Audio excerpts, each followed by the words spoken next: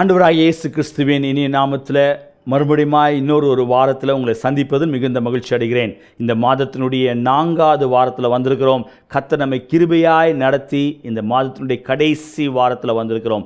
கர்த்தர் நம்மை அருமையாய் நடத்தினார். அநேக குடும்பங்களில் இந்த மாதம் ஒரு பெரிய சேலஞ்ச் உள்ள ஒரு மாதம். காரணம், ஜூன் மாதத்தினுடைய தேவைகள், பிள்ளைகளுடைய எஜுகேஷன்ஸ், இப்படிப்பட்ட சூழ்நிலை கர்த்தர் உங்களுக்கு எல்லா விதத்திலும் நித்திய மகிழ்ச்சியை கட்டளையிட்டு உங்களுக்கு வேண்டிய ஆசீர்வாதங்களை கட்டளையிடுவாராக. இந்த நாளுடைய ஆராதனைகளை கடந்து போக போறோம். நடத்துகிற அருமையான எப்சிபா ஜோசப்காக, நித்தியனுக்காக நான் நன்றி செலுத்துகிறேன். கர்த்தர் அவளை சிலுவையில் மறுத்து வெளிப்படும்படியாக, இந்த நாளுடைய ஆராதனை கர்த்தர் பொறுப்பேற்றுக் கொள்ளும்படியாக, செய்தி கொடுக்கிற மகனை சிலுவையில் மறுத்து வெளிப்படும்படியாக இருக்கிற இடத்துல தலைகளை தாழ்த்தி ஒப்பு கொடுத்து ஜெபிக்கலாம். பரலோக பிதாவே, இந்த ஆசீர்வதிக்கப்பட்ட வேலைக்காக நன்றி செலுத்துகிறோம். ஆண்டவரே, இந்த 5வது மாதத்தினுடைய கடைசி வாரத்தில் உங்களுடைய சமூகத்தில் வருவதற்கு நீங்க பாராட்டின கிருபைகளுக்காக நன்றி செலுத்துகிறோம். இந்த 4வது வாரத்தில் எங்களை தாழ்த்தி ஒப்பு கொடுக்கிறோம். ஆண்டவரே, நீர் எங்களோடு இடைப்படுவீராக. ஆண்டவரே, இந்த மாதம் முழுவதுமா நாங்கள் கேட்டு வருகிற செய்திக்கு ஏற்றார் போல் ஆண்டவரே, எங்களுடைய எல்லா விதமான ஆண்டவரே சபா கவலைகள் மாறத்தக்கதாய், நித்திய மகிழ்ச்சி எங்கள் தலையின் மேல் இருக்கத்தக்கதாய் ஆண்டவரே சப்பா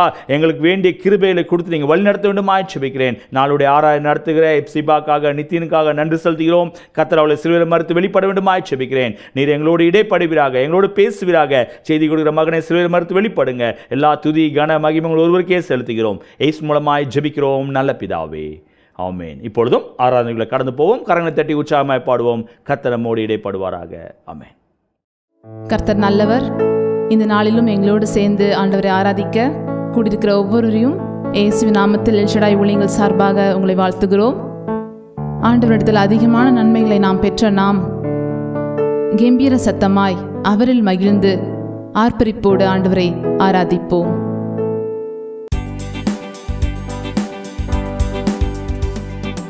ஆனந்தமாய் நாமே ஆர்ப்பரிப்போமே, அருமையா இயேசு நமக்கு அளித்த அளவில்லா கிருபை பெரிதல்லவோ அனுதின ஜீவியத்தில்.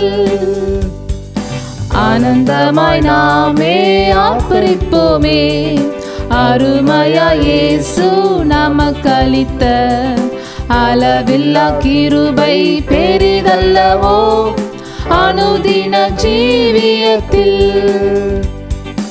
ஆத்துமமே என் முழு உள்ளமே உன் அற்புத தேவனை ஸ்தோத்தரி. பொங்கிடுதே என் உள்ளத்திலே பேரன்பின் பெருவெல்லமே.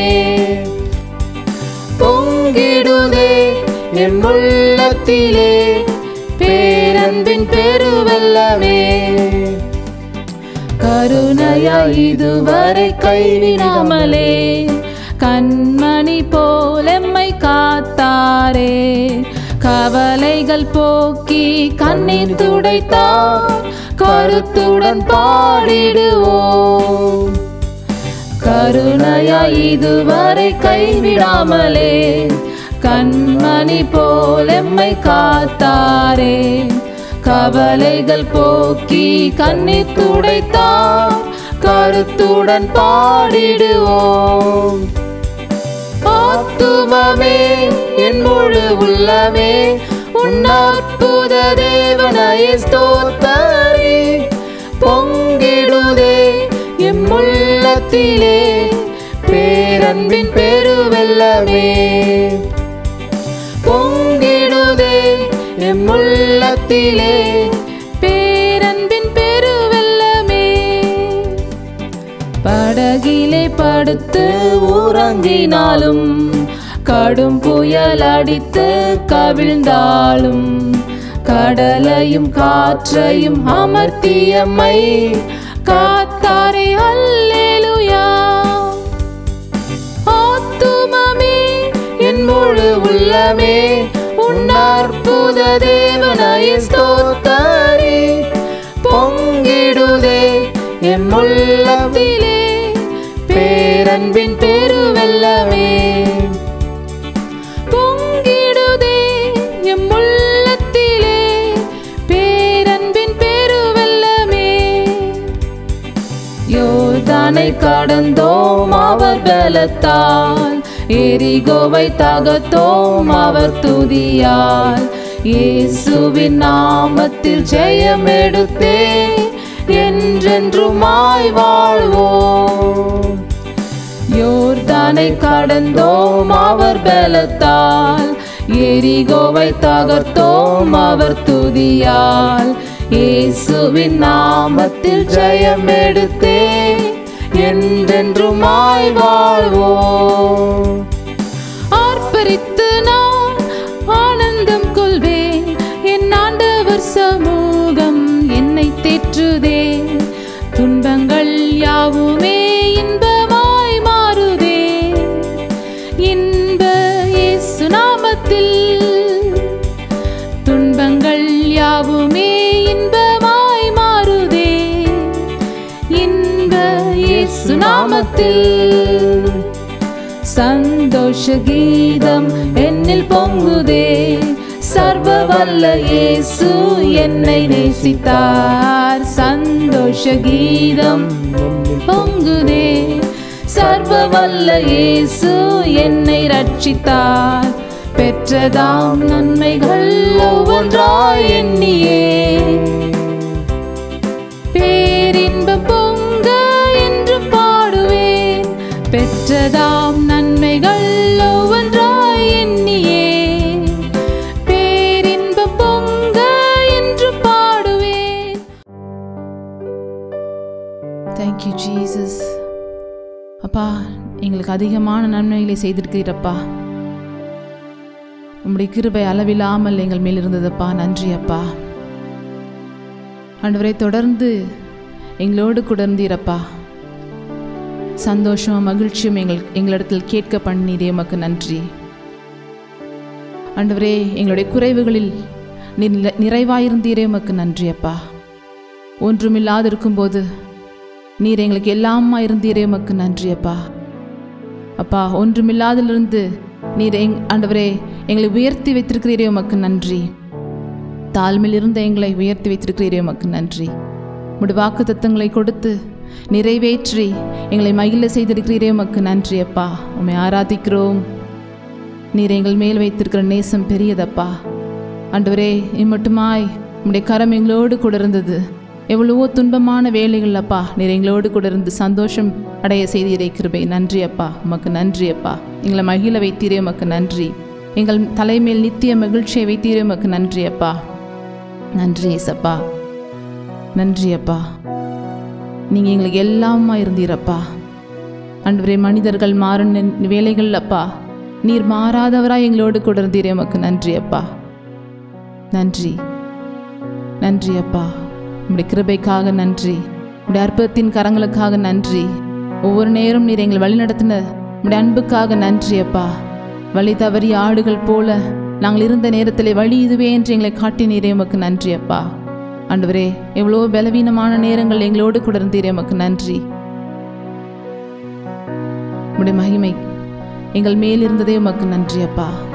இந்த நேரத்திலும் அப்பா உம்மை ஆராதிக்கிறோம். தொடர்ந்து ஆண்டவரை ஆராதிப்போம்.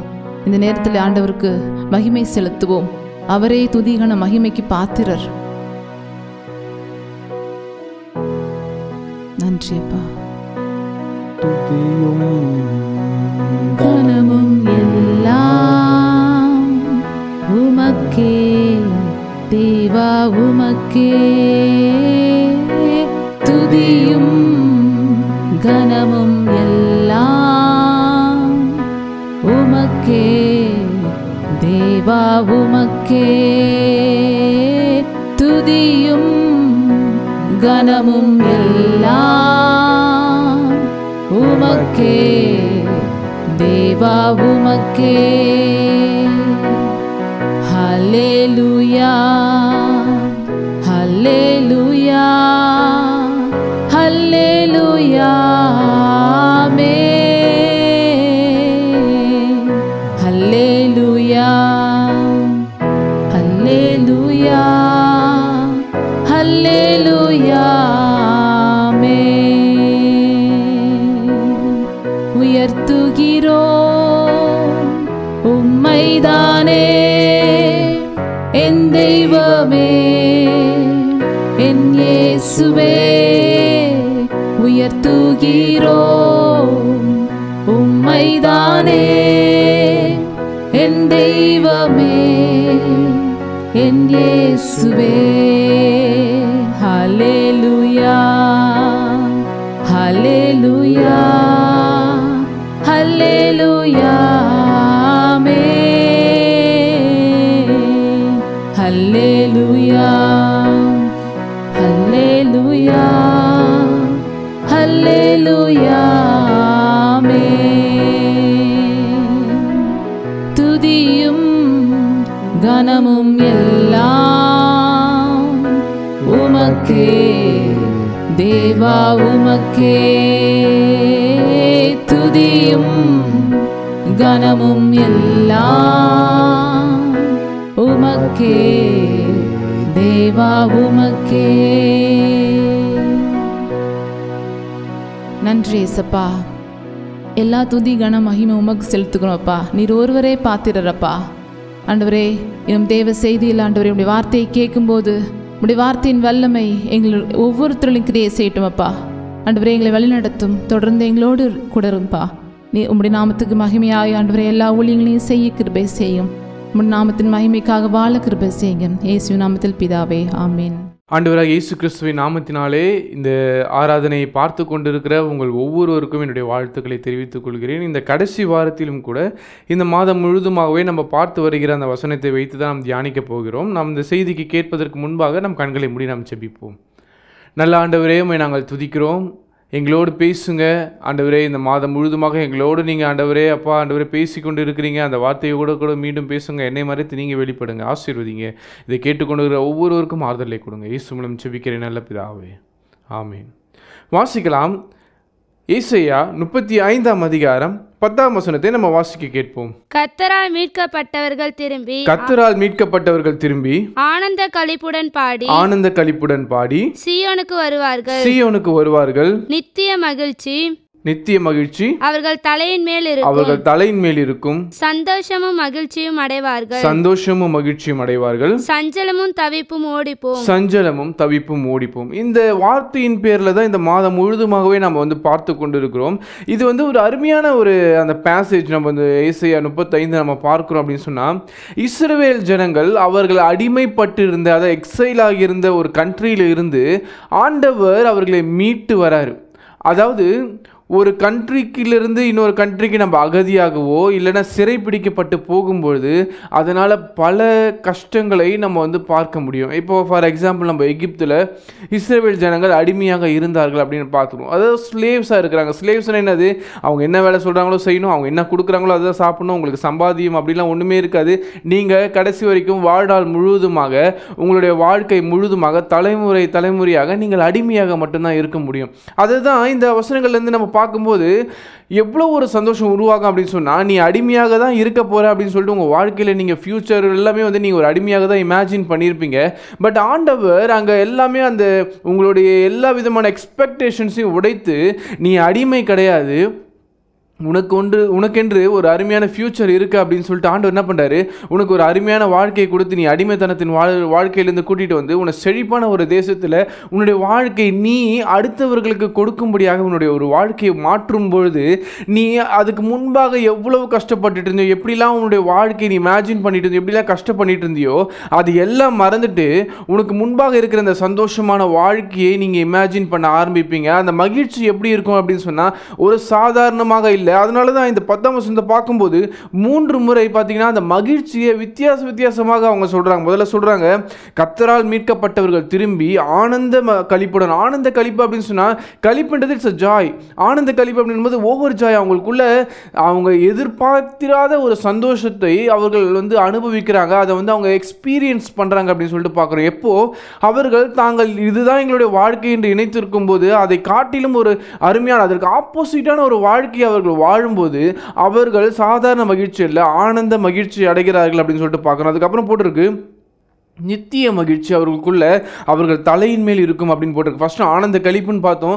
ரெண்டாவது அவர்கள் வாழ்க்கையில் நித்திய மகிழ்ச்சி, அதாவது எவர்லாஸ்டிங் ஜாய் அப்படின்னு சொல்லிட்டு பார்க்குறோம். அதாவது கடைசி வரைக்கும் அவங்க வாழ்க்கையில் அவங்க கூட வருகிறதான அந்த சந்தோஷத்தை வந்து நம்ம பார்க்கிறோம். அதுக்கப்புறம் அவர்கள் சந்தோஷமும் மகிழ்ச்சி, மீண்டும் மீண்டும் இந்த ஒரே வசனத்தில் அவர்களுடைய சந்தோஷத்தை டிஸ்கிரைப் பண்ண வார்த்தைகள் இல்லாமல் அவர்கள் ஆனந்த களிப்படைவார்கள், நித்திய சந்தோஷம் அடைவார்கள், சந்தோஷம் களிப்படைவார்கள் சொல்லிட்டு மீண்டும் மீண்டும் போட்டிருக்கு. இதுக்கு எப்படி இதை நம்ம எக்ஸ்பீரியன்ஸ் பண்ண முடியும் அப்படின்னு சொன்னால், நீங்கள் இன்றைக்கு உங்களுடைய வாழ்க்கையில் நீங்கள் ஒரு ஹார்ட்ஷிப்பை ஃபேஸ் பண்ணுறீங்க, நீங்கள் உங்கள் வாழ்க்கையில் ஒரு கடினமான வாழ்க்கையை ஃபேஸ் பண்ணும்போது சடனாக உங்கள் வாழ்க்கையில் திடீர்னு இன்னைக்கு 40 டிகிரி வெயில் அடிக்குதுன்னு வச்சுக்கோங்களேன், காலெல்லாம் அப்படி வெயிலில் போயிட்டு வரீங்க, பயங்கரமாக சுடுது, சடனாக உங்களை ஒரு ஏசி ரூமில் உட்கார வச்சா எப்படி இருக்கும் உங்களுடைய வாழ்க்கை? பா எவ்வளோ ஆனந்தமாக இருக்குது அப்படின்னு நீங்கள் யோசிப்போம்ல. அப்படிப்பட்ட ஒரு வாழ்க்கை தான் ஆண்டவர் இன்றைக்கி நீங்கள் கடந்து போகிற ஒவ்வொரு காரியங்களிலும் பயங்கரமான கஷ்டங்கள் இருக்கணும், கடன் மேடுகள் இருக்கும், கடன்கள் இருக்கும், நோய்கள் இருக்கும். இந்த மாதிரி வாழ்க்கையிலிருந்து நம்மளுக்கு ஒரு விடிவே கிடைக்காதா அப்படின்னு யோசிக்கிற காலம் போய் இந்த வாழ்க்கையோட வாழ பழகி கொள்ளலாம் அப்படின்னு சொல்லிட்டு நீங்கள் உங்களோட மைண்ட் செட்டப் எல்லாம் போய் மாற்றிப்பீங்க. ஆனால் ஆண்டவர் இங்கே சொல்கிறாரு, கர்த்தரால் மீட்கப்பட்டவர்கள் ஆனந்த களிப்புடன் திரும்புவார்கள் அப்படின்னு சொல்லிட்டு. நீங்கள் இன்று கர்த்தரால் மீட்கப்படுவீர்கள் என்று சொன்னால் உங்களுடைய வாழ்க்கையில் இருக்கிற இந்த ஹார்ட்ஷிப், இந்த கஷ்டங்கள், கவலைகள் எல்லாவற்றையும் தேவன் ஒரு நிமிடத்தில் மாற்ற முடியும் அப்படின்றதை குறித்து தான் இன்று நாளில் நம்ம செய்திகளை கேட்க போகிறோம். இப்படி நம்ம வாழ்க்கையில் பார்த்தோம்னா நிறைய எக்ஸாம்பிளாக இருக்கும். ஆனால் ஆண்டவர் இன்னைக்கு சொல்றாரு, உங்கள் வாழ்க்கையில் தேவன் உங்களுடைய வாழ்க்கையை மாற்றினார் என்பதற்கு நீங்கள் ஒரு எக்ஸாம்பிளாக இந்த உலகத்துக்கு நீங்கள் தெரிய வேண்டும் என்பது தேவனுடைய விருப்பம். நம்ம சில எக்ஸாம்பிள்ஸ் பைபிளிலிருந்து வாசிக்கலாம். எப்படி தேவன் அவர்களுடைய வாழ்க்கையை எப்படி மாற்றினார், அவர்கள் என்ன செய்தார்கள் என்பது குறித்து நம்ம வாசிக்கலாம். ஆதியாகமம் 50ஆம் அதிகாரம் 20ஆம் வசனத்தை நம்ம வாசிக்க கேட்போம். நீங்கள் எனக்கு தீமை செய்ய நினைத்தீர்கள், தேவனோ இப்பொழுது நடந்து வருகிறபடியே வெகு ஜனங்களை உயிரோடே காக்கும்படிக்கு அதை நன்மையாக முடிய பண்ணினார். இது யோசேப்பு வாயிலிருந்து வருகிறதான ஒரு ஸ்டேட்மெண்ட். அவங்களுடைய சகோதரருக்கு முன்பாக யோசேப்பு சொல்லுகிற ஒரு காரியம். யோசேப்பு பயங்கரமான கனவுகளோட வாழ்ந்தவர். ஆண்டவர் எனக்கு இப்படிப்பட்ட ஒரு கனவை கொடுத்திருக்காரு, இப்படி ஒரு சொப்பனத்தை கொடுத்திருக்கிறார், நான் வந்து ஆண்டவர் என்னை உயர்த்த போறார் அப்படின்னு சொல்லிட்டு ஒரு பயங்கரமான கனவோடு இருந்த ஒரு வாலிபனை அவர்கள் கூட இருந்த அண்ணன்களை என்ன பண்றாங்க, அவனை கொல்லுவதற்கு முயற்சி பண்றாங்க, அவனை குழியில தூக்கி போடுறாங்க, அவன் செத்து போக வேண்டும் என்று சொல்லி கடைசியா அவனை ஒரு அடிமையா வந்து எகிப்துக்கு வந்து அவனை சேல் பண்றாங்க. இதெல்லாம் தாண்டி அவன் வந்து ஒரு அடிமையா ஒரு இடத்துல, நான் ஏற்கனவே சொன்னேன், அடிமையா வாழ்கின்ற வாழ்க்கை என்பது சாதாரண வாழ்க்கை கிடையாது. ரொம்ப, அதாவது அவர்களுடைய தன்மானம், அவர்களுக்கான ஒரு சுய மரியாதை எல்லாவற்றையும் இழந்து இன்னொருத்தருக்கு அதை விற்பது தான் வந்து பார்த்தீங்கன்னா ஒரு அடிமையின் வாழ்க்கை அப்படின்னு சொல்கிறோம். இப்படிப்பட்ட வாழ்க்கையில் வாழ்ந்து கொண்டிருக்கிற யோசேப்பு, அதையும் தாண்டி அங்கே போத்திபாருடைய மனைவினால் ஒரு அபாண்டமான பழி அவர் மேலே விழுது. அங்கேருந்து அந்த அடிமை வாழ்க்கையும் அதில் இருந்த கொஞ்சம் சந்தோஷமும் போய் சிறைச்சாலைக்கு போறாரு. அப்போ யோசிச்சு பாருங்க, ஆண்டவர் மேலே ஒருத்தர் நம்பிக்கையாக இருக்காரு, விசுவாசமாக இருக்கிறாரு, அங்கே அண்ணன் கிட்ட மாட்டி உயிர் தப்பிச்சுன்னு சந்தோஷப்படுறாரு. அங்கேருந்து என்ன பண்ணுறாங்க, அவரை ஒரு அடிமையாக விற்கிறாங்க. அடிமை வாழ்க்கை போயிடுச்சு, ஆனால் சோறாது கிடைக்குது, சாப்பாடாது கிடைக்குதுன்னு இருக்காரு.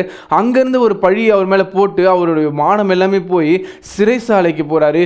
இப்படிப்பட்ட நிலைமையில் இருக்கும்போது யோசேப்பு போய்கொண்டு இருந்த காலம், இது வந்து ஒரு நாள் 2 நாளில் நடந்ததில்லை, பல வருடங்கள் யோசேப்பு இப்படிப்பட்ட ஒரு கடினமான வாழ்க்கையை வாழ்ந்தார். ஆனால் யோசேப்பு எதை செய்தாலும் அவர் தேவனுக்கு பயந்து தேவனுக்கு உண்மையாக இருந்தார் அப்படின்னு சொல்லிட்டு நம்ம வந்து பார்க்குறோம்.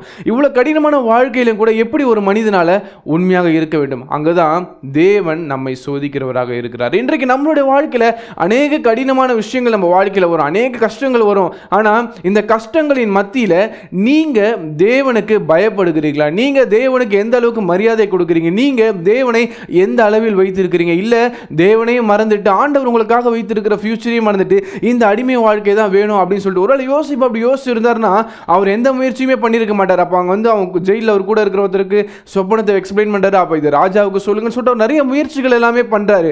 ஏன்னா யோசேப்புக்கு தெரியும் தன்னை அழைத்த தேவன் அவரை கைவிட மாட்டார் என்று சொல்லி. அப்புறம் என்ன ஆகுது, அவர் ராஜாவுக்கு முன்பாக போகிறாரு. ராஜாவுக்கு அடுத்த ஸ்தானத்தில் யோசேப்பு, அதாவது ஒரு கண்ட்ரியில் அவங்க கண்ட்ரி பீப்புளை தான் வைப்பாங்க, ஆனால் யோசேப்பு ஒரு அந்நிய மனிதன், அவனை 2வது கமாண்டர் அங்கே வந்து பிரதம மந்திரி போல அவர் ஏற்படுத்துகிறாங்க. அங்கே இவர்கள் அண்ணன்மார்கள் என்ன பண்ணுறாங்க, இவங்கிட்ட கையேந்தி வராங்க. அப்போ தான் இது சொல்கிறாரு, நீங்கள் எனக்கு தீமை செய்ய நினைத்தீங்க, ஆண்டவர் அதை நன்மையாக முடிய பண்ணி அநேக உயிர்களை காப்பாற்றும்படியாக என்னை இங்கே வைத்திருக்கிறார் அப்படின்னு சொல்லிட்டு சொல்கிறார். இன்றைக்கு நீங்கள் ஒரு வேலை கஷ்டமான சூழ்நிலையில் போய் கொண்டு இருக்கிறீங்க அப்படின்னு சொன்னால் தேவன் உங்கள் வாழ்க்கையில் ஏதோ ஒரு சோதனை கொடுக்குறாரு அப்படின்னு சொன்னால் அதிலே நீங்கள் சோர்ந்து விடாமல் அந்த வாழ்க்கையை வாழ பழகி கொள்ளாமல் தேவன் உங்களை அழைத்தவர் உண்மை உள்ளவர் என்பது விசுவாசத்தோடு எண்ணி அவருக்கு நீங்கள் பயந்து நடக்கும்போது நிச்சயமாகவே தேவன் உங்கள் வாழ்க்கையில் சொல்கிறாரு, அவர் உங்களுடைய வாழ்க்கையை பயங்கரமாக அநேகருக்கு சாட்சியுள்ள ஒரு வாழ்க்கையாக யோசிப்புடைய வாழ்க்கையை எப்படி மாற்றினாரோ அப்படியாக ஒரு மாற்ற வல்லமை உள்ளவராக இருக்கிறார் என்பதை நம்ம பார்க்கிறோம். ரெண்டாவது ஒரு எக்ஸாம்பிள் நம்ம பார்க்கலாம். வாசிங்க யோபு 42ஆம் அதிகாரம் 10ஆம் வசனத்தை நம்ம வாசிக்க கேட்போம். யோபு தன் சிநேகிதருக்காக வேண்டுதல் யோபு செய்தபோது தன் சிநேகிதர்களுக்காக வேண்டுதல் செய்து கர்த்தர் அவன் சிறையிருப்பை மாற்றினார். கர்த்தர் அவன் சிறையிருப்பை மாற்றினார். யோபுக்கு முன்னிருந்த எல்லாவற்றையும் பார்க்கிலும் யோபுக்கு முன்னிருந்த எல்லாவற்றையும் பார்க்கிலும் இரட்டத்தனையாய் கர்த்தர் அவனுக்கு தந்தருளினார். இரட்டத்தனையாக கர்த்தர் அவனுக்கு தந்தருளினார். இங்க யோபுடைய வாழ்க்கை நம்ம எல்லாருக்குமே இதை பத்தி நிறைய பேசி இருக்கோம் இதை பத்தி. ஆனா இங்க யோபுடைய வாழ்க்கை நம்ம பார்க்கிறது ரொம்ப முக்கியம். அவர் பயங்கர செல்வந்தனா இருந்து மீண்டும் ஒரு கஷ்டமான சூழ்நிலைக்கு போறாரு. அவருடைய உயிரை தவிர உடம்புல நோய், அவருடைய வீடு எல்லாம் இடிக்கப்பட்டது, அவங்க குழந்தைகள் இறந்து போறாங்க, செல்வங்கள் எல்லாம் போச்சு, மனைவி போயிட்டாங்க. இது இல்லாம கூட இருக்கிற 3 நண்பர்கள் வந்து உன் ஆண்டவர் உன்னை கைவிட்டுட்டாரு அப்படின்னு சொல்லிட்டு அவனுக்கு ஆறுதல் சொல்ல வந்த நண்பர்கள் அவனை எதிர்த்து பேசி அவனை இன்னும் மீண்டும் மீண்டும் புண்படுத்த தொடங்குறாங்க. இவ்வளவு தூண்டுதல்கள் இருந்த போதிலும் தேவனை மறுதளிக்கக்கூடிய நிறைய காரணங்கள் யோபுடைய வாழ்க்கையில் இருந்தது. வீடு போனதுக்கு அப்புறம் யோபு வந்து தேவனை மறுதளிச்சிருக்கலாம். அவங்க பிள்ளைகள்லாம் இறந்து போனதுக்கு அப்புறம் தேவனை வந்து யோபு திட்டிருக்கலாம். யோபுக்கு எல்லா விதங்களிலும் எல்லா சந்தர்ப்பங்களும் கிடைத்தது தேவனை மறுதளிப்பதற்கு. ஆனால் யோபு சொன்ன ஒரே ஒரு ஸ்டேட்மெண்ட், கர்த்தர் கொடுத்தார், கர்த்தர் எடுத்தார், அவருக்கு ஸ்தோத்திரம். அப்போ யோபுடைய வாழ்க்கையில் இருந்த விசுவாசத்தை பாருங்க. தேவன் எனக்கு இந்த செல்வங்கள் கொடுக்கவில்லை என்றாலும் பரவாயில்ல, இப்படி ஒரு கடினமான வாழ்க்கை நான் வாழ்ந்தாலும் பரவாயில்ல, நான் தேவனை மறக்க மாட்டேன், தேவனுடைய வாழ்க்கையின் சிறையிருப்பை மாற்றுவார் என்று சொல்லி அப்போ கூட அவர் என்ன பண்றாரு, இந்த வசனத்தை வாசிக்கிறோம். யோபு தவறு செய்த தன் நண்பர்களுக்காக ஜெபிக்க தொடங்கும் போது தேவன் அவன் சிறையிருப்பை, அதாவது அவன் இழந்த வாழ்க்கையை திருப்பி அவன் முன்னிருந்த நிலைமையை காட்டிலும் 2 மடங்கு, அதை டபுள் டைம் வந்து பார்த்தீங்கன்னா அவனை வந்து ஆசீர்வதிக்க தொடங்குறார். இன்றைக்கு நம்மளுடைய வாழ்க்கையில் இப்படிப்பட்ட கஷ்டமான சூழ்நிலைகள் வரும்போது நம்ம இன்றைக்கி ஐசையா 35:10 வாசம் அதில் எல்லாமே ஆப்போசிட்டாக இருக்கும். நீங்கள் கஷ்டப்பட்டீங்க, உங்களுக்கு ஆனந்த கழிப்பு கொடுக்குறோம். நீங்கள் சிறையில் இருந்தீங்க, தேவன் உங்களை விடுதலை ஆக்குறாரு இப்படின்னு சொல்லிட்டு எல்லாமே அதுக்கு ஆப்போசிட்டாக கொடுக்கும்போது இங்கே ஆண்டவர் அதுதான் சொல்கிறாரு, நீ இன்னைக்கு வெறுமையில் இருக்கிற அப்படின்னு சொன்னால் தேவன் உன்னை ஃபுல்ஃபில் பண்ண போகிறார். நீ கஷ்டத்தில் இருக்கிறன்னு சொன்னால் தேவன் உன்னை சந்தோஷமாக்க போகிறாரு. நீ நோயில் இருக்க போகிறேன்னு சொன்னால் தேவன் உன்னை சுகமாக்க போகிறார். ஆனால் இந்த கஷ்டத்துக்கும் இந்த சந்தோஷத்துக்கும் இந்த நோய்க்கும் இந்த சுகத்துக்கும் நடுவில் இருக்கிற இந்த வாழ்க்கையில் நீங்கள் தேவனுக்காக எப்படி இருக்க போறீங்க? யோபை போல என்ன நடந்தாலும் சரி, நான் தேவனுக்காக அவரை நான் விசுவாசிப்பேன், மறுதளிக்க மாட்டேன் அப்படி சொல்லி இருக்கிறீங்களா? யோசேப்பை போல நான் என்ன நடந்தாலும் சரி, நான் தேவனுக்கு பயந்து அவரை என் வாழ்க்கையில் முன்னாடி வைத்து இருக்க போறேன் என்று சொல்லி இருப்பீங்களா? இல்லை, இப்படிலாம் இருக்க மாட்டேன். இந்த இடைப்பட்ட வாழ்க்கையில் எனக்கு ஏற்றது போல் நான் வாழ்ந்து தேவனை மறுதளித்து மறந்து அவரை நான் அவர் என்னை கைவிட்டார் நம்பின்னு அந்த அடிமைத்தனத்தின் வாழ்க்கையில் இருக்க போறேன்னு நினைக்கிறீங்களா? கடைசி ஒரு எக்ஸாம்பிள் வாசிச்சு நம்ம முடிப்போம். வாசிங்க ரூத் 4ஆம் அதிகாரம் 14-15 வாசிக்க கேட்போம். அப்பொழுது ஸ்திரீகள் நகோமியை பார்த்து, சுதந்திரவாளி அற்று போகாதபடிக்கு இன்று உனக்கு தயவு செய்த கர்த்தருக்கு ஸ்தோத்திரம், அவன் பேர் இஸ்ரவேலிலே பிரபலமாக கடவது, அவன் உன் ஆத்துமாவுக்கு ஆறுதல் செய்கிறவனும் உன் முதிர் வயதிலே உன்னை ஆதரிக்கிறவமாயிருக்க கடவன், உன்னை சிநேகித்து 7 குமாரரை பார்க்கிலும் உனக்கு அருமையாயிருக்கிற உன் மருமகள் அவனை பெற்றாளே என்றார்கள். இங்கே நம்ம ரூத்தோடைய வாழ்க்கையை பார்க்கிறோம். நகோமி தேவனை பின்பற்றுகிற ஒரு மனுஷி, அவருடைய கணவர் இறந்து போகிறாங்க, அவங்க வேறு தேசத்துக்கு போகிறாங்க, அங்கே 2 பிள்ளைகள் இறந்து போகிறாங்க.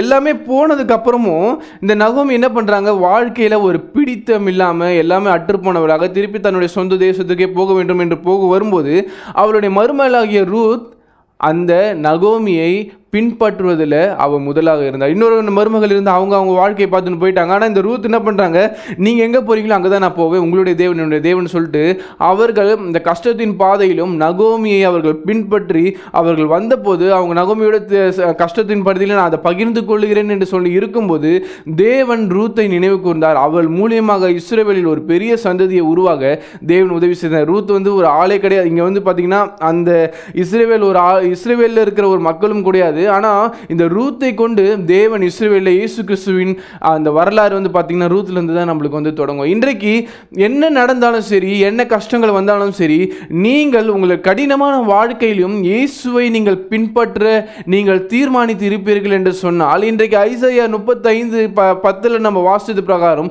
அவர் உங்களுடைய துக்கங்களை எல்லாம் மாற்றியதை ஆனந்த கழிப்புள்ளதாக மாற்றக்கூடிய வல்லமுறை இருக்கிறார். உங்கள் அடிமையின் வாழ்க்கையை மாற்றி உங்களை சுதந்திரவாளியாக மாற்றக்கூடிய வல்லமையை தேவன் உங்கள் வாழ்க்கையில் தருகிறார். நீங்கள் எவ்வளோ கஷ்டத்தில் இருந்தாலும் தேவன் சந்தோஷத்தை கொடுக்க வல்லமை உள்ளவராக இருக்கிறார். நாம் செய்ய வேண்டியதெல்லாம் ஒன்றே ஒன்று தான். யோசேப்பை போல தேவனுக்கு நம்ம பயந்து அவருக்கு நம்ம முதல் உரிமையை கொடுக்க வேண்டும். ரெண்டாவது, யோபுவை போல என்ன நடந்தாலும் சரி அவரை மறுதலியாமல் அவர் சொல்கிற வாக்கை நாம் நம்பி இருக்கும்பொழுது தேவன் நம்ம வாழ்க்கையில் பெரிய காரியங்களை செய்கிறார். மூணாவது, ரூத்தை போல என்ன கடினமான பாதைகள் வந்தாலும் சரி அவரை நாம் பின்பற்றும் போது நமக்கென ஆண்டவர் ஒரு பெரிய எதிர்காலத்தை வைத்திருக்கிறார். அந்த எதிர்காலத்தை நாம் பார்க்க முடியாமல் போனாலும், அதை நான் சொன்னேன் இல்லைங்களா, உங்களுடைய கஷ்டத்துக்கும் சந்தோஷத்துக்குமான அந்த இடைப்பட்ட காலத்தில் அநேக நேரத்தில் நம்ம கண்கள் இருண்டது போல இருக்கும், நம்மளுக்கு எதிர்காலமே இல்லாதது போல தெரியும். ஆனால் இந்த நேரங்களில் நீங்கள் விசுவாசத்தோடு தேவனை பின்பற்றும் போது அவர் உங்களுக்காக வைத்திருக்கிற எதிர்காலத்தை நிச்சயமாக காண்பிப்பார். அந்த எதிர்காலம் எப்படி இருக்கும் அப்படின்னு சொன்னால், நம்ம இன்னைக்கு வாசித்த ஏசாயா 35:10 போல ஆனந்த கழிப்புள்ளதாக இருக்கும், நித்திய மகிழ்ச்சியை கொடுக்கக்கூடியதாக இருக்கும், உங்களுக்கு சந்தோஷம் மகிழ்ச்சியை கொடுக்கக்கூடிய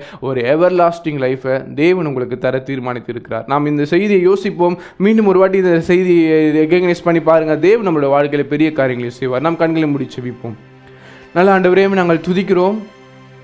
ஆண்டவரே, எங்களுடைய வாழ்க்கையை நீர் மாற்றுகிற ஒரு டிரான்ஸ்ஃபர்மேஷன் கொடுக்கிறவர் என்பதை நாங்கள் இந்த மாதம் முழுதுமாக பார்த்து வருகிறோம். ஆண்டவரே, இன்றைக்கு இந்த டிரான்ஸ்ஃபர்மேஷனுக்கும் எங்களுடைய ஏற்கனவே இருந்த வாழ்க்கைக்கு நடுவில் இருக்கிறதான இந்த வாழ்க்கையில் நாங்கள் உமக்கு பயந்தவர்களாக, உம்மை நம்புகிறவர்களாக, உம்மை பின்பற்றுறவர்களாக எங்களுடைய வாழ்க்கை இருக்க நீங்கள் உதவி செய்யுங்க ஆண்டவரே. இன்றைக்கு நிறைய எக்ஸாம்பிள்ஸ் பார்த்தோம் ஆண்டவரே. இந்த எக்ஸாம்பிள்ஸில் வாழ்ந்த மனிதர்களைப் போல நாங்களும் உம்மை ஆண்டவரே ஒரு நாளும் மறந்து விடாதபடிக்கு எங்களுக்காக நீர் ஒரு நல்ல எதிர்காலத்தை வைத்திருக்கிறீர் என்பதை விசுவாசிக்கக்கூடியவர்களாக இருக்க எங்களுக்கு உதவி செய்யுங்க. நீங்கள் பெரிய காரியங்களை செய்யுங்க. அதை செய்தி கொண்டிருக்கிற ஒவ்வொருவருடைய வாழ்க்கையிலும் நீங்கள் இடைப்படுங்க. உங்களுடைய கருத்துக்களை ஒப்புக் கொடுக்கிறேன். ஆசீர்வதிங்க. இயேசுவின் நாமத்தில் ஜெபிக்கிறேன் நல்ல பிதாவே, ஆமென்.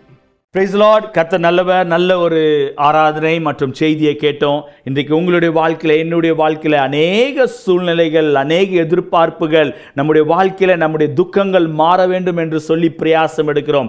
ஆனால் மீட்கப்பட்ட ஒவ்வொரு ஜனங்களுக்கும் அவர் நித்திய மகிழ்ச்சியை கொடுக்கிற தேவனாக இருக்கார். உங்கள் துக்கம் சந்தோஷமாய் மாற வேண்டும் என்றால் நீங்கள் மீட்கப்பட்டவளாய் இருக்க வேண்டும். நீங்கள் மீட்கப்பட்டவளாய் இருக்கும்போது தேவனுடைய ஆசீர்வாதத்தை பெற்றுக்கொள்ள முடியும். இந்த நாளில் செய்தி கொடுத்த நல்ல மகனுக்காக நன்றி செலுத்துகிறேன். கர்த்தர் தொடர்ந்து அந்த மகனை எடுத்து வல்லமையாக உபயோகப்படுத்தும்படியாக, அநேகருக்கு ஆசீர்வாதம் வைக்கும்படியாக, இதை பார்த்து கொண்டிருக்கவங்க ஒவ்வொருவரையும் தேவன் விசேஷித்த விதமாய் ஆசீர்வதிக்கும்படியாக, நம்முடைய ஜூன் மாதத்தினுடைய எல்லா தேவைகளை கர்த்தர் பொறுப்பேற்றுக் கொள்ளும்படியாக, நாம் அவமானப்படாதபடி எல்லா விதத்திலும் நித்திய மகிழ்ச்சியோடு தேவனுடைய சன்னிதானத்தில் அவரை துதித்து மகிமைப்படுத்தக்கூடிய ஒரு நல்ல வாழ்க்கையை அமைக்க கர்த்தர் உதவி செய்யும்படியாக இருக்கிற இடத்துல நன்றி செலுத்தி ஆண்டவரிடத்தில் ஜெபிக்கலாம். பரலோக பிதாவே, இந்த அருமையான வேலைக்காக நன்றி செலுத்துகிறோம். விசேஷமாய் ஆண்டவரே, எங்களை அருமையாய் நடத்தின இந்த நாளுக்காக நன்றி ஏசப்பா.